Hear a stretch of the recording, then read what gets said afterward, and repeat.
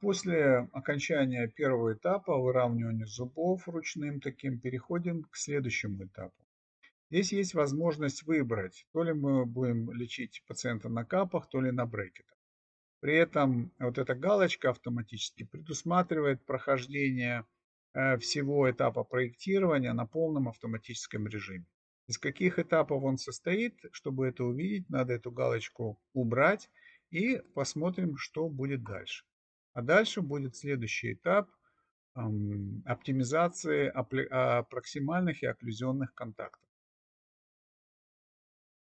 Очевидно, лицо надо скрыть, потому что наличие лица вот увеличивает продолжительность инициации модуля.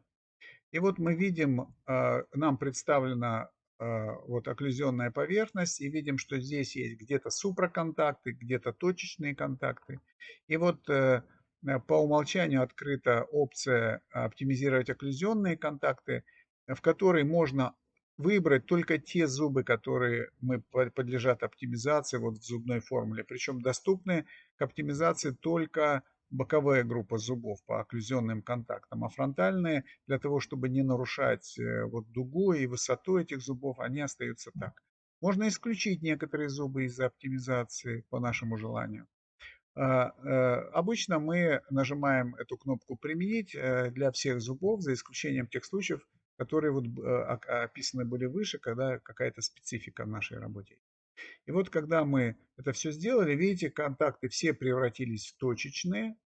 Здесь есть вот маленькие участки красным загружены. Они могут быть устранены вот этой кнопкой «Финализация». Она работает немножко дольше, но при этом контакты становятся абсолютно нулевыми. Эта опция оптимизирует апсикосимальные контакты.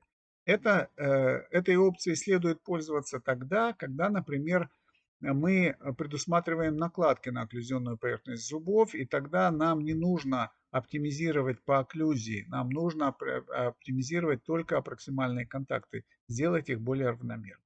И здесь то же самое, мы выбираем или исключаем зубы.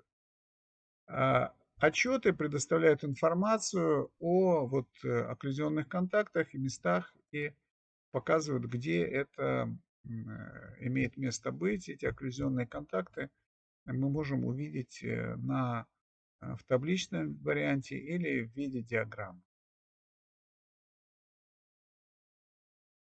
Диаграмма нам показывает, как на этапах движения зубов у нас увеличиваются или уменьшаются окклюзионные контакты. И здесь вот такие диаграммы указывают на то, что вот контакт был вначале маленький, практически нулевой, в середине лечения он увеличился до максимальных значений, а потом снова уменьшился. И это не является хорошей ситуацией. Если мы не подпилим здесь, то зубы не будут двигаться. А если мы подпилим здесь, то к концу лечения контакт между зубами будет зазор. Это исправляется на следующем шаге.